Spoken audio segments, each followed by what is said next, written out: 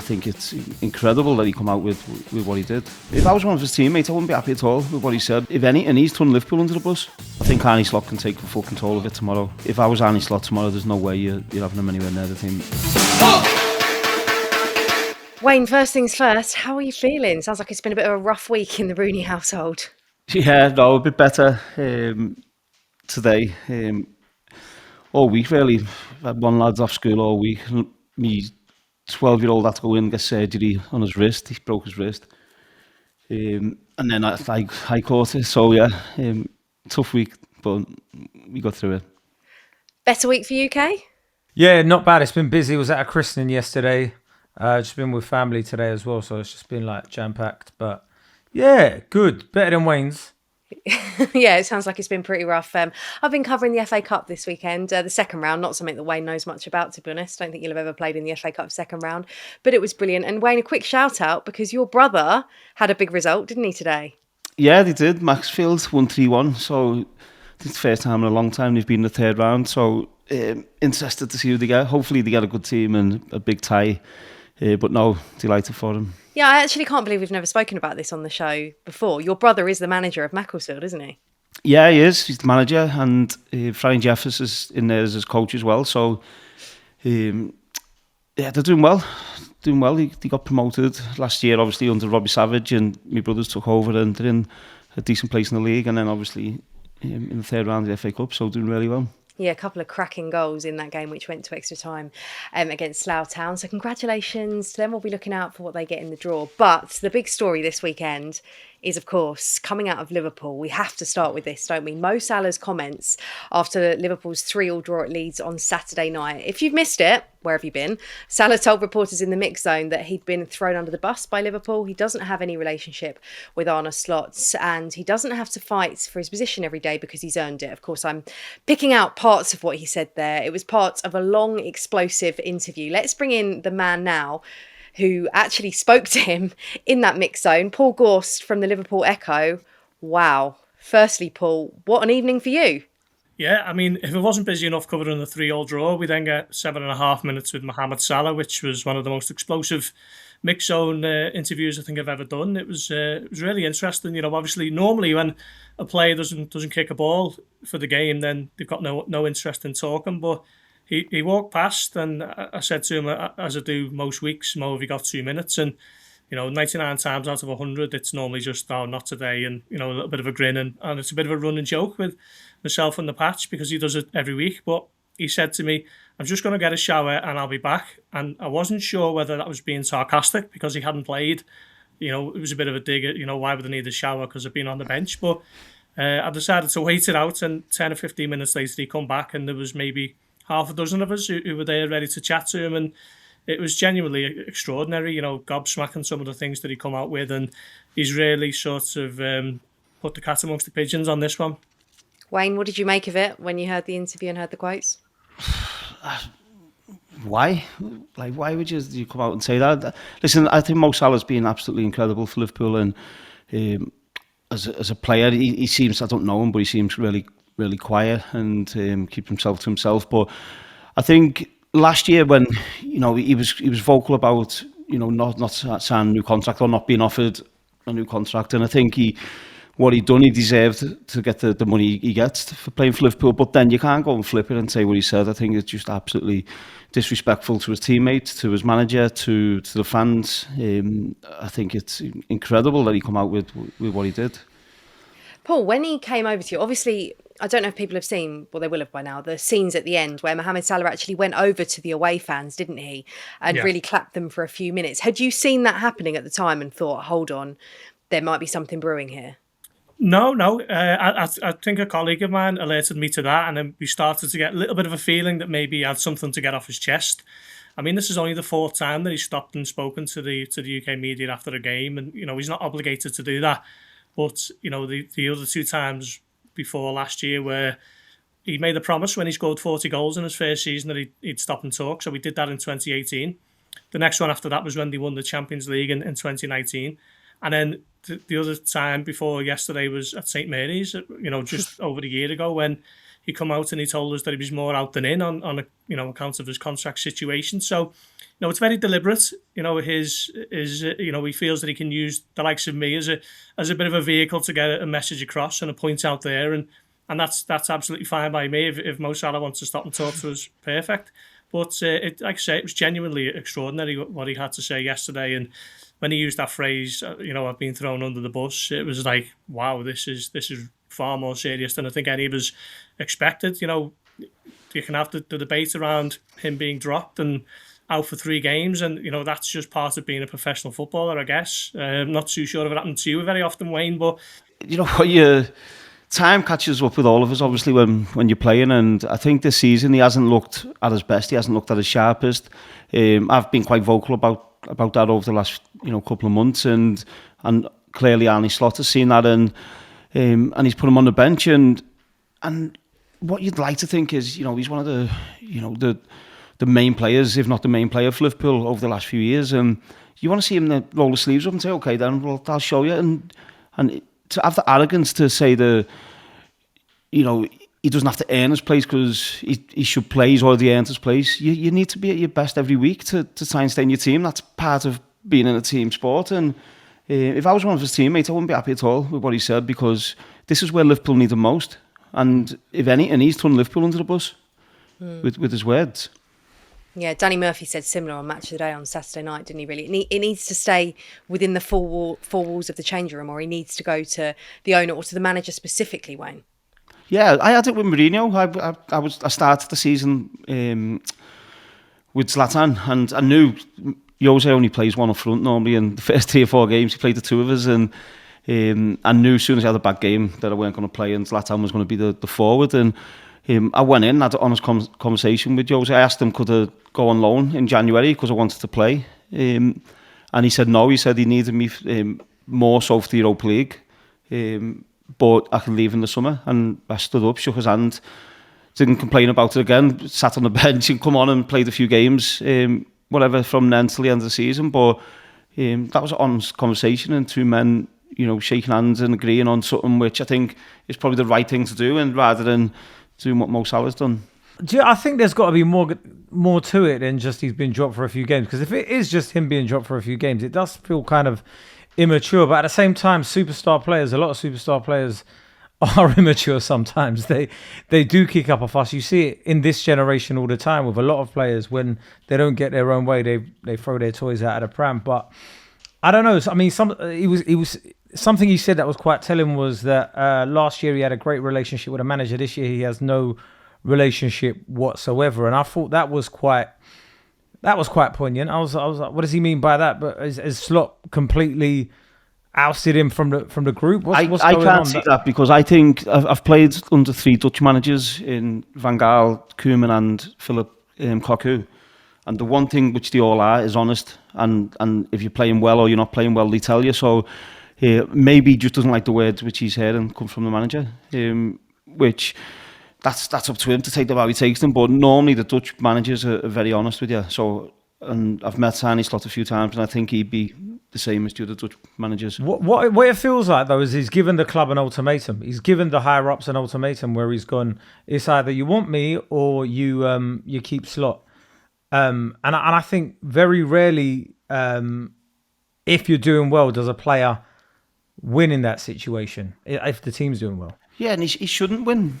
The manager. Listen, I've had me running obviously over the years with managers as well, and of course you learn from things. But the manager's the one who's he's the head of the team, and he's putting the team together, and he has to make decisions. Obviously, I've been there and done that role, and you have to make decisions. And some are popular, some are unpopular, but it's part of Liverpool have put the trust in Arne Slot. He's won and won the league last season. Now people say that's with Klopp's players, but you've still got to manage that team, and I thought he'd done it brilliantly last season. And I think the issue for Liverpool is, unfortunately, the big players haven't stepped up for them this season. When you want to be successful, you need your big players to do well. Paul, what have you heard, from being around the club in terms of the relationship with Arne Slot and Mo Salah? Had you had any indications beforehand that might be a problem?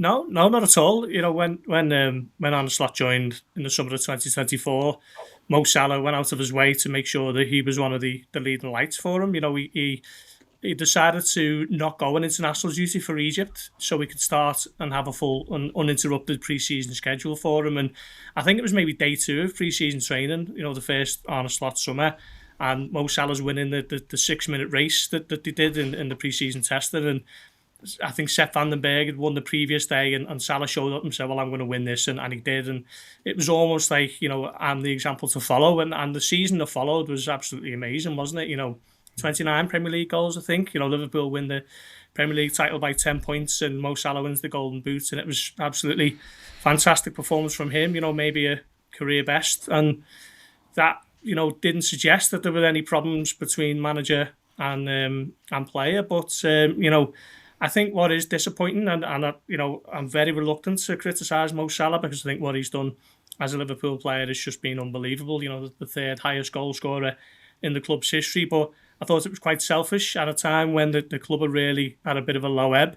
You know, I think you just mentioned it there, when you need your leaders to really get you through it on the pitch. And Virgil van Dijk is one of those, and Mo Salah is supposedly, but he's come out and he said this, and just a little bit disappointing to hear that, you know, those are his thoughts at a time when it probably should just be about getting your head down and you know, getting Liverpool out of this slump.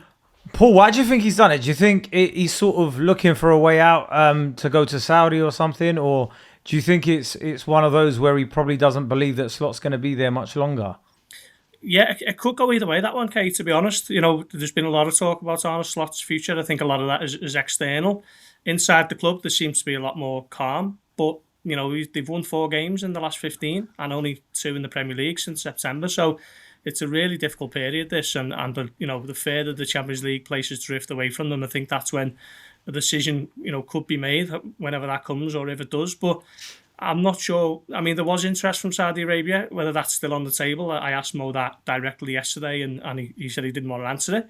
So does that suggest that it's still there? You know, you can imagine the Saudi Pro League, you know, whatever club would come in for him would, you know, treat him as the jewel in the crown of that league, you know, an absolute superstar going to football in the Middle East. So potentially, but I was really surprised that he was almost hinting this week, you know, next week rather, the Brighton game could be his farewell. I mean, it will be in a sense that he's going to the Africa Cup of Nations, but you know, what does his Liverpool career look like on the other side of that? It's quite difficult to predict now. I think the impact that this will have on the other players as well, because Mo Salah, obviously, if you go and sign for Liverpool and you're walking in the dressing room and Mo Salah's obviously, there's him, Van Dijk, they're the players you look at and you think, right, I'm going to be playing alongside these. And if Mo's coming out and speaking that way, I can imagine he's going to be very quiet around the training ground, and that'll bring in itself a negative energy, I think, to the new players who maybe aren't as bedded in the team yet. So for me, I think he's either got to speak to the manager and come out and put something out and try and put it right, or he's got to leave the football club. In my opinion, I think it needs to be sorted out quickly from either side, really. I think. Do you know what? This feels like the end of a dynasty. To be fair, as well, feels like the end of a chapter if Mo Salah goes as well. But I think it feels a little bit like when Ronaldo was doing this at United, and he came out and then he done that interview with Piers Morgan. And I mean, granted, he wasn't in his second spell, he wasn't as influential as Mo Salah was, but you can't let him continue after that's happened without an apology, can you? No, I doubt it. But he's going to have the protection from next week in the of being away with Egypt and being away from it. So I think his timing on it, obviously, he's done it for a reason. It's very premeditated what he's done, and he's done it so he can drop that bombshell and go away with Egypt next week. And I think that'll actually be a good thing for Liverpool. I think to get him out of the way after what's happened, and then actually focusing on the new players, trying to get them up and running. I think it'll be a good thing. Okay, let's bring in a Liverpool fan now and host of the Late Challenge podcast, Gareth Roberts. Gareth, thank you for coming on. We've heard the journalist's point of view. We've heard lots of pundits talking about it, but how are the fans feeling and how have they taken Mo Salah's comments? I mean, I can obviously only speak for myself and the fans that I know, but, we were out watching the game, and then obviously the news broke shortly after, and we were all furious. I'm still furious now. I really don't see what the point of it is. And, he says in the interview at one point that he loves Liverpool. Well, if you love Liverpool, how's this helping Liverpool? Because it just seems to be the Mo Salah show, this. Liverpool are in a crisis, we all know that. Arne Slot is under pressure, we know that. Liverpool have lost too many games, we know that. And basically, he's spat the dummy because he's been benched 3 times. And look, he's not used to that. I think he's only been on an unused sub, I think maybe 5 times in his Liverpool career. And I think the previous occasions were in the 1920 season. But it's obviously happened to him twice this season in a short space of time. Clearly, he's not happy with that. And it just seems to me that he's basically said, well, it's me or the manager. And I find that disgraceful, frankly. Yes, he's a legend. Yes, he's scored 250 goals. He's won the Premier League twice, the European Cup and all the rest of it. He's gave us brilliant nights, brilliant days. He's a hero. His name's sang every week. Think about even when he signed the contract, the club put a throne on the centre circle and dressed him up as a king. So, and then this fella, to me, is claiming that he is being thrown under the bus. He's thrown the club under the bus.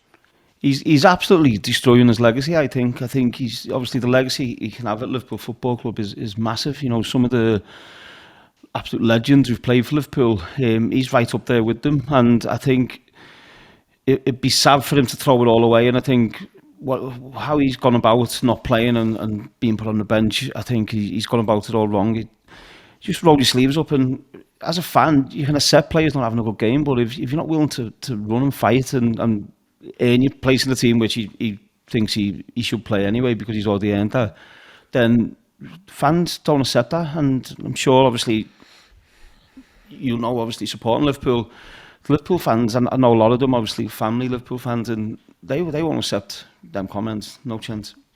Paul, do you agree? Well, both of you, Paul and Gareth, do you agree that he is destroying his legacy? I'm not sure you can destroy your legacy in the course of 7.5 minutes to a few journalists. I think what he's done has been incredible. Gareth just outlined it all there.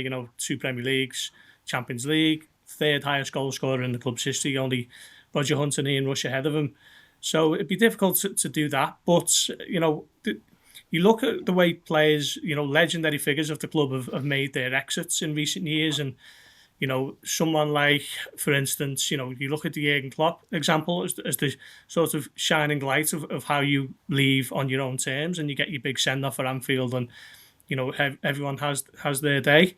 Or you go out like Jordan Henderson and you're almost just sort of shuffled out the back door, be it in a January transfer window or a summer window, and you don't really get to have the big send-off that you deserve. And I hope Mo is still around to get the big day that his efforts thoroughly deserve. But at the moment, I'm struggling to see, like I said to Kay then, what Mohamed Salah's Liverpool career looks like on the other side of AFCON.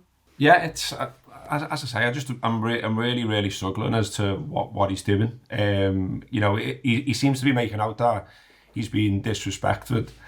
But let's remember that he's 33 years old and he's the highest paid Liverpool player in the history of the club.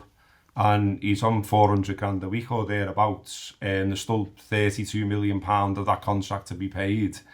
And it just says to me that, he either wants to put the boot in and get the manager out the door, and that's the power play, if you like, or he wants to leave. I don't really sort of see what else he would be trying to achieve. And look, there is an argument to say that by the time he comes back from AFCON, Arne Slot might not be the manager, because we've already lost 9 games this season, and there's got to be a question of, well, how many is acceptable before they pull the plug? So maybe he's trying to speed up that process. But when I'm thinking about it, I just think, well, whoever the next manager might be who comes in, does he want a player like that? Does he want a player that says, I should be in the side no matter what because of what I've previously done? I just find that really disrespectful to his teammates as well, because if you look at who's been playing in his position, Dominic Szoboszlai, he's the best player this season at Liverpool. And so what does it say to Dominic Szoboszlai if he's saying, well, I should be in the side ahead of you? Well, not based on your performances, you shouldn't. No one's being disrespectful here. He hasn't played well.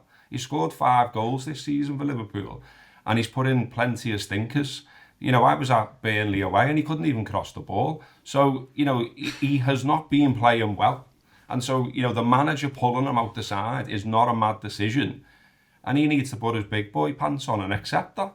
And he hasn't done. He's gone the opposite way and spat the dummy. And also, as Paul said before, you know, I think it's 420 appearances for Liverpool.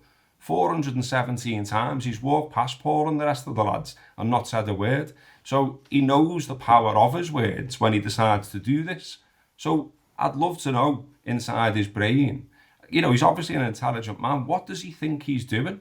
Arne Slot only last week was praising his professionalism after he was dropped for West Ham, saying he's done everything you'd want him to do. I've spoke to him, he's knuckled down, he keeps himself in incredible shape, all of those things. And, you know, Mo says in his interview, doesn't he, why would they want it to end this way? Well, you're making it end this way, mate. You know, no one else is. And so, legend or not, you just don't do this. And you know, I'm sure there are, because I've had a load of stick today on Twitter about it. There are clearly Mo Salah super fans who will accept anything he says or does because they love him that much. Well, sorry, I love Liverpool Football Club more than Mo Salah, and he's disrespected the club. Do you know what's hard when you're a player and you get to that age and your performances drop a little bit and you're looking for reasons why, and the last person you look to is yourself. And I think that's what's happening with him. His performances haven't been great, and he's looking for anyone but himself to blame. And I'm sure, you know, over the next couple of years, when he actually looks back at this, he'll regret saying what he's said, because there's only him who can help him get out of this situation, and that's just by playing better.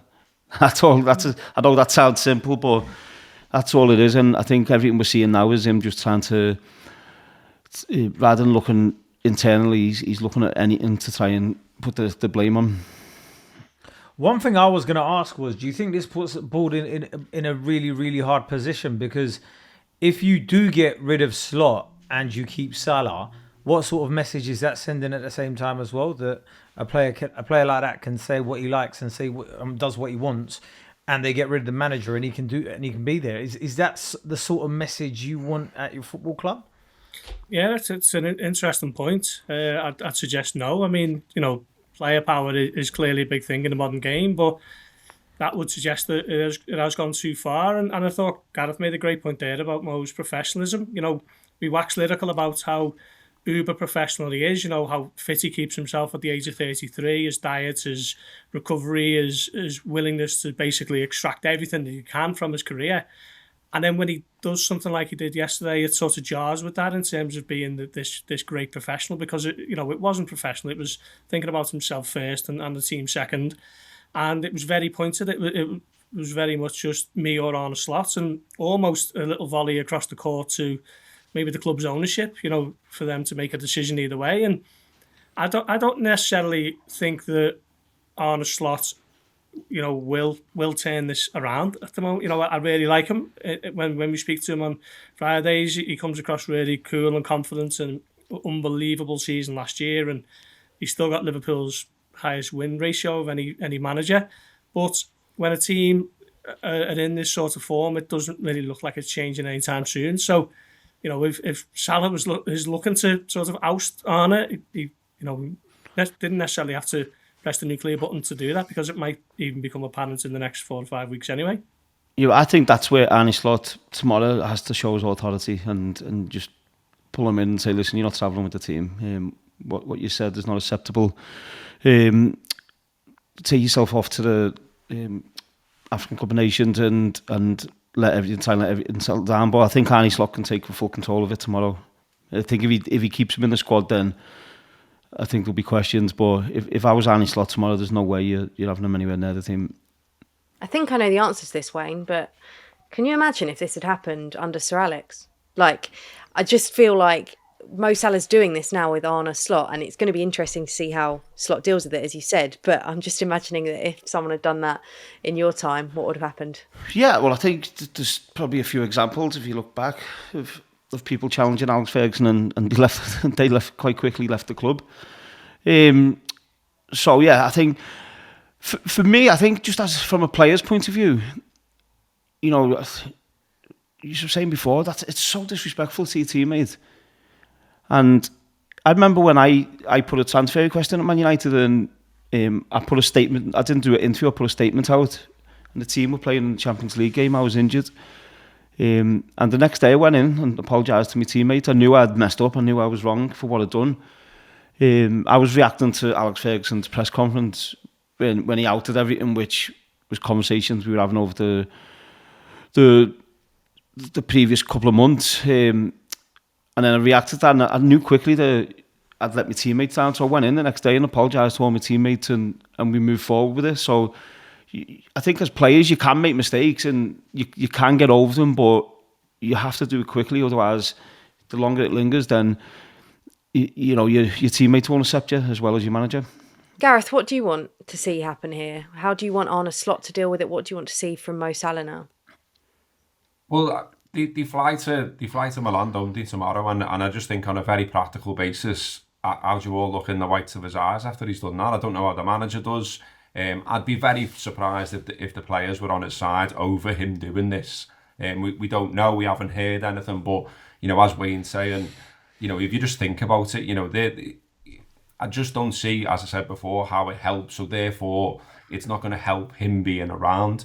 And I think there's every chance he wouldn't have started in Milan anyway. I mean, into a top of the league, they got to the final of the Champions League last year. They're a good side. You know, this is an important game for Liverpool. Liverpool aren't in the top 8 of the Champions League standings where they want to be as things stand. So what's the point in him going? Because he could be a disruptive influence, and B, he's not going to play anyway, I wouldn't have thought. So I think Arne Slot's got to come out and show leadership, like Wayne was saying, and just say, you're out, you know, you're not playing. And you could go further, and I don't know if Liverpool would do this, but you know, you've asked the question of, you know, what would Ferguson do? Well, I think we all know what Ferguson would do, because he did do it with Roy Keane. And you know, whether Liverpool were prepared to do something like that. But, you know, maybe, I mean, is there a way back? I mean, Mo Salah would have to come out, wouldn't he, and say something? That's what I would love to happen in you know, I would love for him to come out and admit he's made a mistake.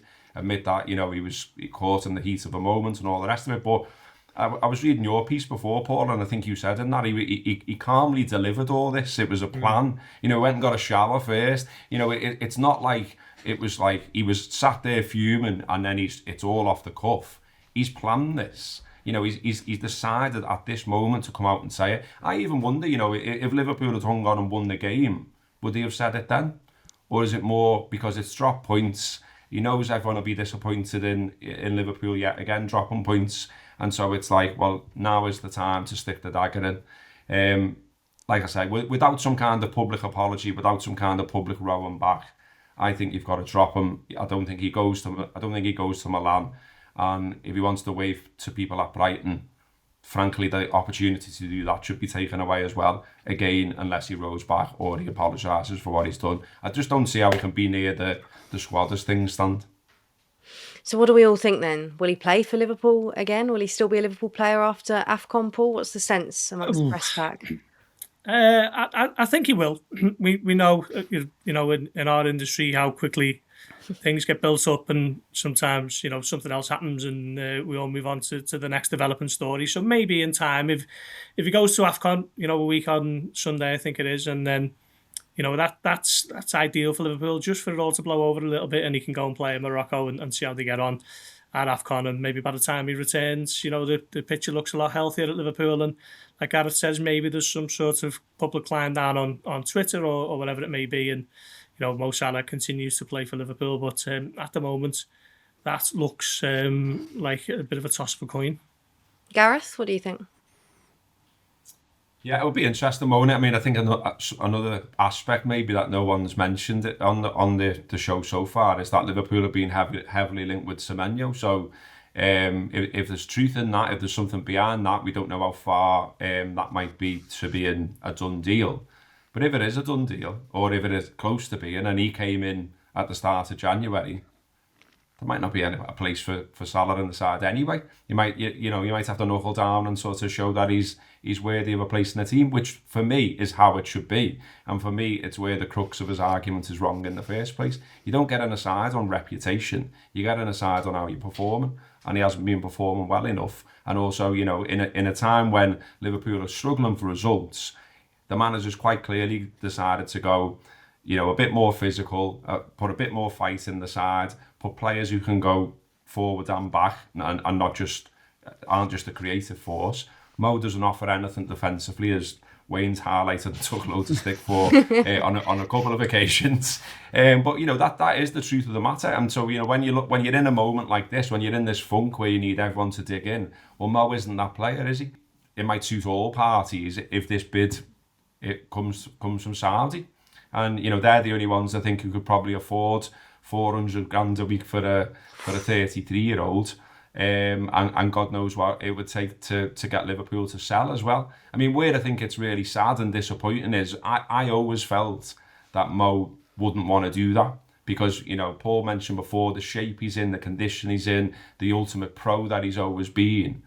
I personally, as a fan of him and of Liverpool, don't understand why he'd want to go and play glorified pub football in the desert for a bag of cash. The Premier League is where it's at. But Mo, to me, has always felt a player who wants to break records, who wants to win trophies, who wants to, get the golden boot and all of those things.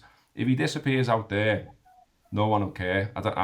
I don't watch Saudi Pro League highlights, and I'm sure there's not many people that do. Gareth, Paul, I'm going to let you go on that note. Brilliant to get both of your thoughts on that, and it will certainly be interesting to see how this one develops. Get the feeling it won't be the last that we hear of it. Cheers, lads. Thanks, everyone. Cheers. Cheers. Okay, well, moving on from Mo Salah, one of the other big stories of the weekend came on Friday night. The World Cup draw was done. Wayne, you thoroughly enjoyed that, didn't you, and all the performance? Yeah, it was a strange one, wasn't it? No, I was obviously interested. It was full of all your mates there, wasn't it?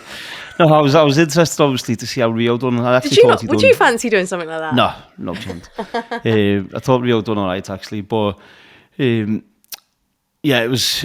That's America, showbiz over there, and the overhype everything, and where you just wanting the draw to happen. Do you know what? I was actually sat on the couch this afternoon watching the snooker. I was watching John Parry do the snooker draw, and I thought that's how simple it can be. It was John Parry, who else was it? I don't know who the other fellow was. And he literally had a bag each and just pulled the ball out, and that was it. So, yeah, maybe I'm a bit more of a traditionalist. Okay, traditionalist, fan of it? What do you think? Oh, man, just get on with it. That's my mentality. Just get on with it. Just get the balls out and then just tell us who's I don't even think you need to televise it most of the time. Just let us know what happened and let us know what groups and when and where to book tickets, to be honest with you. There was so many bits of it that were just mad random, like Donald Trump coming out getting a peace prize, and like Kevin Hart. What was Kevin Hart doing there? I don't even know. Heidi Klum. Like the whole thing was just insane. I was like, what is going on here? One of my highlights was seeing Rio Ferdinand and the other fella go off script, and he was. It looked like he was getting a bit angry. I don't know if that was meant to come across like that or whatever, but Rio looked like he was fuming for a bit. But yeah, the whole thing was just mad. It was like, and what I didn't understand was you had the draw on the Friday, and then you didn't know what cities and what times the kickoffs were until the Saturday. And it was just like, why are we just longing out this whole process for more than it needs to be? But I guess, that's how you make money. Okay, well, what we do know now is all of the kickoff times, all of the venues, etc. We're going to focus on, obviously, having Wayne here, England's fixtures. They're going to face Croatia, Ghana and Panama. They're in Group L. The first game against the Croatians on Wednesday, the 17th of June in Dallas. I think, if I'm right in saying this, that the Dallas stadium is air-conned. I think that's going to be at 9 p.m. That's English time, which will be 3 p.m. local. Then it's Ghana 6 days later, 23rd of June in Boston. That's also 9 p.m. UK time, 4 p.m. local. Panama's New Jersey, 27th of June, so 4 days after that. 10 p.m. UK time, 5 p.m. local. Firstly, Wayne, you've spoken a lot about the heat out in America and said it will be really, really tricky for the English side.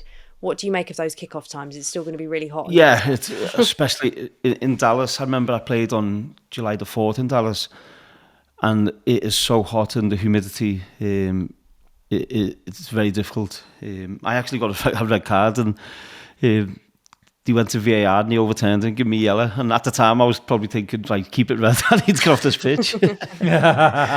Honestly, it was so hot. So whether or not the air conditioning stadium helps or not, I'm not sure. But the heat and humidity is, and it's not only that, it's the recovery. It's the recovery. The next couple of days are so important, and it takes so much out of you. And I know the players are fit, and they have all the, the sports science, and they have everything. They'll be prepared for it, but it's still a bit of a shock when you're playing at that time in that heat.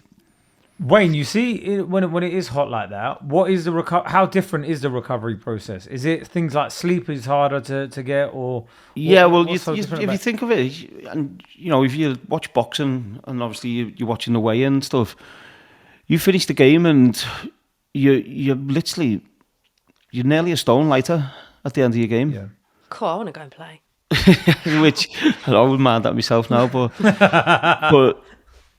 so the amount of fluid you lose, your body loses, and then when you're playing and you're a bit dehydrated during the game because you're losing all that water, then it's your body's taking a massive hit, and then you're putting it back in, and then obviously training, you to acclimatise to it, you have to put your training in that heat as well. So it's it will be very. I know people say, oh, you can't look at the weather and the professional players, but it will have a big part to play, I think, in the tournament. What did you make of the group overall? Because, I mean, when they came out against Croatia, I think maybe just because I'm thinking of back in 2018, I was like, oh no, they've just got some brilliant players and seem to know how to play against England. What do you make of Croatia, Ghana and Panama as a group, Wayne? I think England will be fine. I think the Ghana one is the one I was looking at, thinking that's going to be a tough game. Yeah. I think that'll be the toughest game, the Ghana game. I think Croatia have maybe lost, well, not lost, but I don't think they're as good as they have been over the last few years.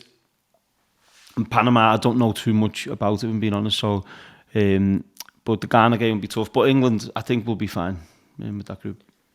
Kay, what do you think when it came out? Yeah, it'll be fine. I can't listen. I don't want to get too cocky and arrogant about it, but because we've seen before, like, you go into a tournament and we thought we'd have easy groups before, and then was that one World Cup where we came lower than the USA in one of the groups as well. Oh, let's not remember those ones. So yeah, so I don't want to get too cocky about it, but. And tell you what, actually, of course, Scotland are going to face Brazil in Miami. I was really excited to see who Scotland got as well. I know that Scotland don't care who England got, but I really was excited for Scotland because incredible achievement. Them getting to the World Cup in the manner that they did the other week was amazing. And they've got Haiti first in Boston. That's going to be 2 a.m. UK time, but I'm sure the Scottish fans will have a bit of a party and stay up for that one. Then Morocco in Boston, which is 11 p.m. UK time. And then, of course, the game against Brazil in Miami, which is 11 p.m. UK time as well. What do you make of their group, Wayne? Can they get out of it? Yeah, I think they can. I think they can, yeah. I think they've got a good chance. And the way they've been playing and results they've been picking up, I think they'll have a chance, yeah. It'll be interesting, all the Scots over in Boston. Boston's a big Irish place, isn't it? A lot of Irish there. So that'll be really interesting. But yeah, no, I think they've got a chance, yeah. Yeah, it's going to be exciting. Really looking forward to see how both England and Scotland get on next summer. But plenty of football to be played before then. Before we go, one quick reflection on the weekend's action. Spurs fans, I'm sure, will be very happy on this Monday morning when you're listening to this podcast because, of course, they got a pretty rare, I think it's fair to say, home win at the weekend. And one of the standout players was Xavi Simons, got a goal and an assist. And it's pretty timely, isn't it, Wayne? Because we actually went and visited him at his at the very impressive Tottenham Hotspur training ground a couple of weeks ago to have a little chat with him. And I mean, what an incredible interview and what an incredible young man he is. Yeah, I was really impressed with him and his whole, body language and how he spoke. And was it 5 languages he spoke? So, yeah. No, so I was really impressed with him and his determination. We were talking about Salah wanting to think he just earned the right to play. His determination he's had in different clubs he's been at, it was a real good insight and a good chat we had with him. So yeah, no, delighted for him to get his goal as well. I think he's been waiting for that, and I think that'll be the start of him kicking on because he's a top player. Kay, what did you enjoy more, the interview or the training ground itself? Do you know what I like both, but I noticed that I think Javi Simmons has had some decent games since we did that interview. I remember Wayne telling him if he ever needs to chat, he's there all the time for him. So I reckon he's been on the blower to Wayne quite a bit because he's been putting in some proper shifts, and he got a goal as well. So if only I could have got my players when I was manager to perform better than them, to be honest. Yeah, he's had an incredible journey, and that episode will come out on Friday. And obviously, I'm completely biased, but I really enjoyed the chat, and hopefully, you guys will as well. So that will be back on Friday, with our special episode featuring Xavi Simons. And a reminder, you can watch the Wayne Rooney Show on BBC Sport YouTube and iPlayer, and listen on BBC Sounds.